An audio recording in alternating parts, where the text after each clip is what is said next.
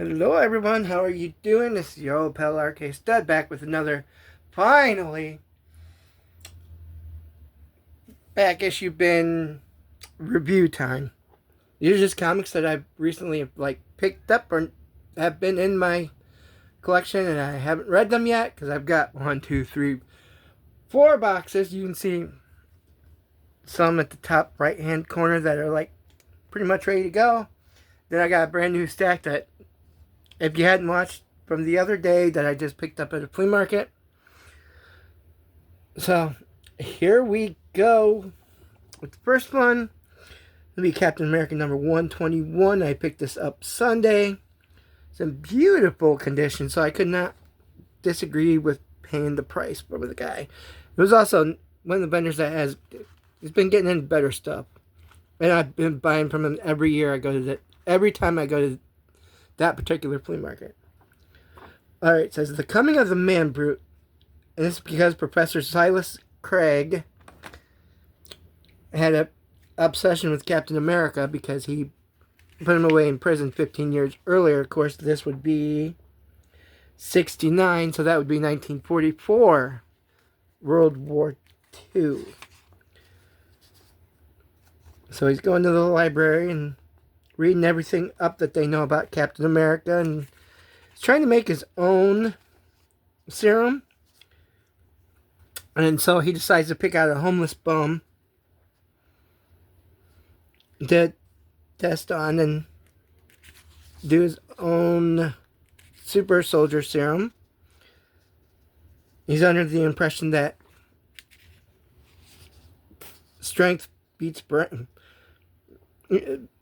Brawn beats brain, which it really doesn't. And so he sets up Captain America to meet the Man Brute at an orphanage where they just do a big time battle in front of orphans.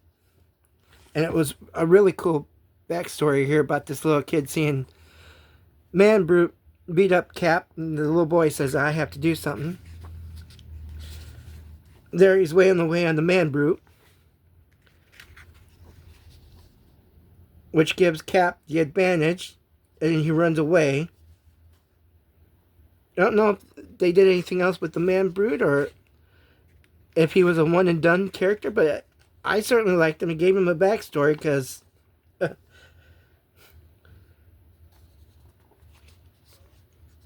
because he was done fighting, and he told the doctor, the professor, that was his son. But it was a backstory of what do we that should maybe been followed up on down the road or rehashed in some way. I certainly would like to know more about that guy's backstory and why his son was in the orphanage. I really dig that. It was a fast read. I would give that, of course, my ratings has usually been a B, but the plot twist at the end was just wonderful. I will give that an A minus. And if you can find it and read it for yourself, you go right ahead. Next, is the Mickey Mouse Club Funbook. Not exactly a comic, but it's supposed to be 224 fun pack pages. I'll tell you more here in a minute. But this was all the new Mickey Mouse Club that they were trying to produce in the late 70s, happening again. And if you notice, right up there is little Lisa Welcho, who we all know as Blair Warner from Facts of Life, and she also hosts a Collector's Call on MeTV. So this was definitely one that was kind of, I had to just pick it up. Then there's all the contents. Most of it's comic book stories. But there's also little biographies on all the Mouseketeers. And there was supposed to be an exciting sea saga, 20,000 Leagues Under the Sea, Part 1 and 2. But if you look, let's see, there's 37, 38, 38,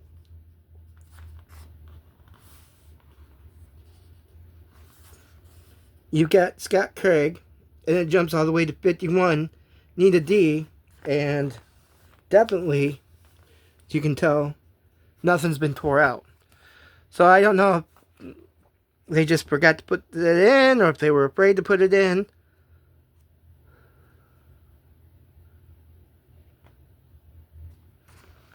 Because here it jumps too, from 142 to 155.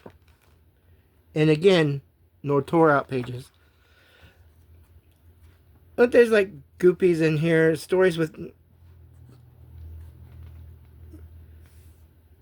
a story based on the cartoon The Reluctant Dragon, which I kind of little goofy. Not little goofy, but it's alright. It was kind of fun, interesting one.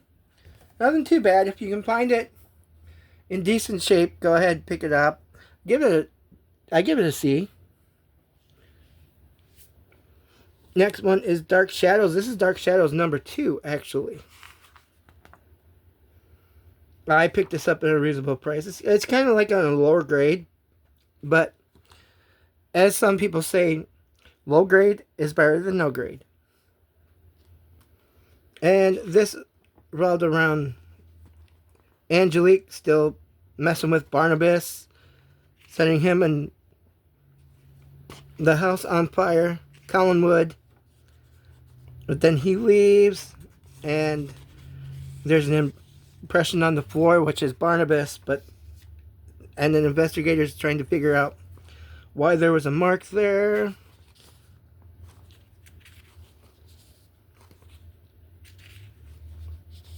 And this old guy who happens to, he knows about the fire and everything. He knows about him. So what it is he goes to tell the investigator, and Barnabas has to kind of find his way out. There you can see he's fighting the guy, knocks him out, puts him inside the house, and kind of blames it on him, and then the guy is A-okay, and then they come up with some weird idea to clear Barnabas. But this was the fun thing, is that Gold Key was actually, I know maybe some of the early issues they were trying to pull off something really good to tie in with the show, and then after the show was done, they made up their own stories that the one half doesn't match the other half, kind of really. But kind of a Dark Shadows fan. I kind of binge watched the whole thing with Mom for quite a few months. Well, I had first kind of heard of it from a woman I was dating, because she was a big fan of it, and she would go buy all the DVD sets. I don't know if she completed it or not. We broke up by that time, but I watched some with her. I was kind of liked some of the shows.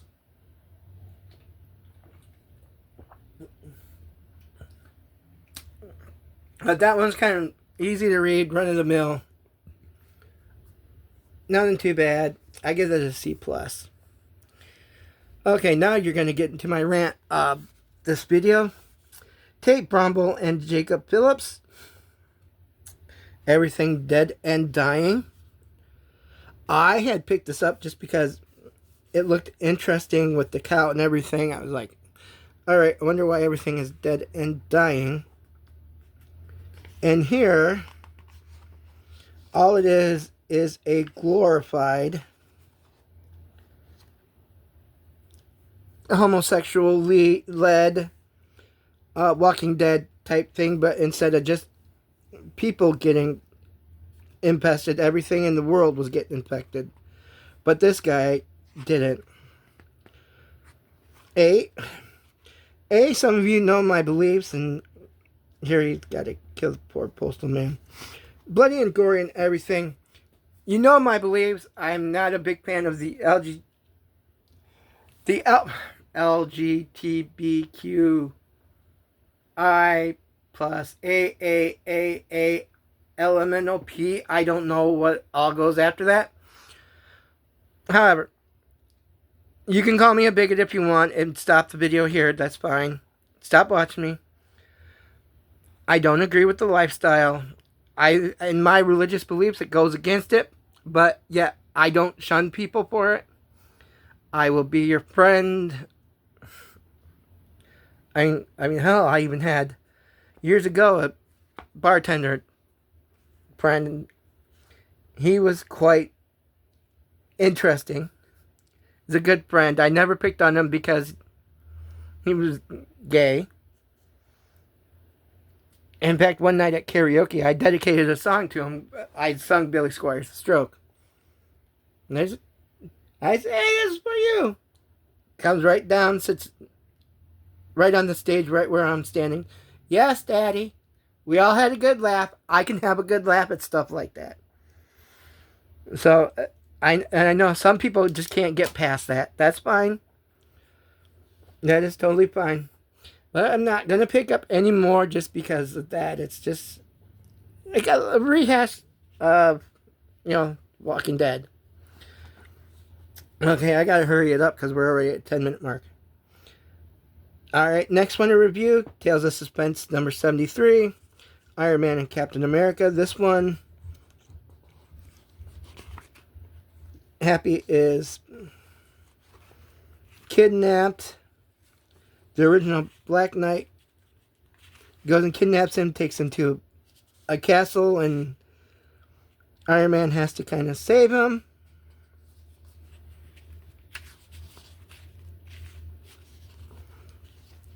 And then this is Cap. Stan Lee, Jack Kirby artwork. I love Jack Kirby artwork. I'll admit that. Where Walks the Sleeper. This is a good story where there's 3 pieces of a big machine, the Red Skull, put into hibernation, and then they pop out 20 years later to, begin the Fourth Reich. Not Trump's Reich either. So as you can see, part 2, just the second part ended up with the first part. And we leave on a cliffhanger. And then this was pretty good. Pretty good classic Marvel stories. This one is astonishing. Tales to Astonish 76. First story is Namor coming back, I believe. It's not a tumor. I believe that's Krang. Or Kang. Yeah, Krang. Excuse me. So he jails him, gets him, charges him, puts him in jail. And a big old earthquake comes and topples over Atlantis. And they have to rebuild.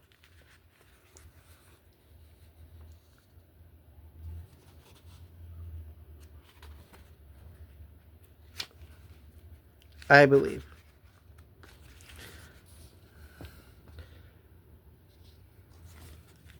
And this is where he makes Vashti Lord Vashti.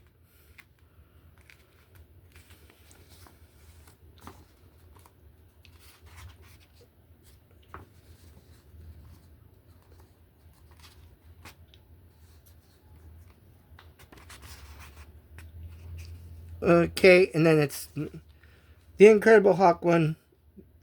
Lee and Kirby again. This one, the Hulk is thrust into the future, where he fights a tyrant, all in the name of trying to get back to his time. This is the aftermath. This is the weirdest one. That's the Puppet Master. Tales to Astonish 78. Oh, that one wasn't too bad. But I get that a C, but some good stories. So here it is. Here comes, we figured out what's wrong with the earthquakes. It was some tests done, I believe, by Henry Pym. But as you can see, there's the Puppet Master. Doesn't exactly look like the Puppet Master we all know. Just looks like some fat, chunky, bald guy. And yeah, he controls Namor. So now it's a battle of Giant Man and the Wasp against Namor. And then the Incredible Hulk, done by Lee and Kirby again. Hulk finally comes back. And they do the army's trying to fight him, and they do stuff and trying to kill him. You know, usual story, Army versus Hulk storyline. And then there's a Russian. God, what's the Russian's name? I forget. It's been a while since I read it and been trying to get to him. Whew. So that is it. Now I just gotta read some more and do them as fast as I can since everything is now kind of settled down. I did want to do